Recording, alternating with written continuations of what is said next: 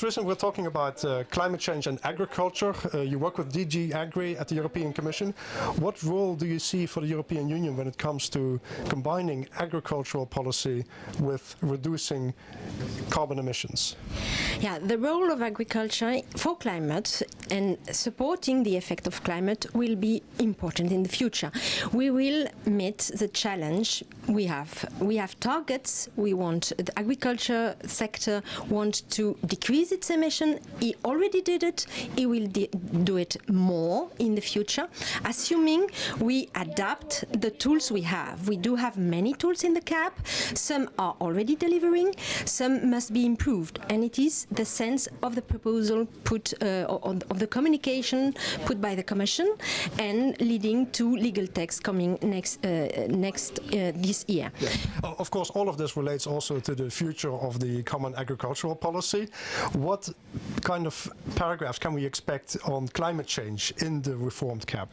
So the aim is to address climate change in all the main big tools we have. So first we have the first pillar, where we have direct payments granted to farmers, and we are discussing introducing a greening component to push farmers to do. Some of them are already doing it, some could do more, some type of production, some system, for example, having cover crops, protecting permanent pasture, diversifying crops. This will deliver on mitigation and also on adaptation. This is a big element. Then we also have as a second pillar the rural development, where we do have measures which are much more targeted. Those measures already deliver, as I said, but can deliver better. We will strengthen them. We will target them to some specific measures, doing more afforestation, doing building, for example, stable, which are much more energy efficient. So training, we already have training possible, but we will strengthen training in order to inform farmers what they can change, sometimes making savings themselves, using less fuel, wasting less heat in their farm, and then those farmers changing their behavior will have improvement for their own income, but also it's good for climate change. So from what you're saying, it's... And just the last point, which is also important, we do have already what is called cross-compliance, which is applicable to all payments of the CAP, and cross-compliance is requirement, which are already existing, and we will look at them in order to have them very well followed, and if needed, having some which are useful in order to address this challenge. But indeed, we have to do it in a way without impairing competitiveness of farmers.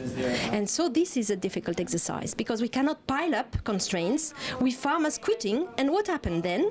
As we are all eating, we will import more. And we could import from countries that maybe are not performing so well. It's what we call carbon leakage. So this, we have to address it in a very, very clever way. So it's clear that the fight against climate change is going to be a central red thread also in the new common agricultural policy. It's a challenge. It's a challenge between two or three big challenges also. We have to safeguard food security. So, you know, a very simple way to limit emission is only to decrease production. But as I told you, we have drawbacks there. We will have less people living in rural areas and so on. So we have to find a way to address the several targets, several challenges. Climate change is a big one. It will be in a center part of the proposal, but we do also have other challenges to address at the same time. That's a big challenge. Yes. Okay. Thanks very much. Is there anything else I should ask for in this respect? No, but I think that we will do it working with all the actors. This is the Council, but also the Parliament, which are having more and more power now in CAP organization. Then we will discuss a lot with the stakeholders in order to see with them which are the best measures to adapt.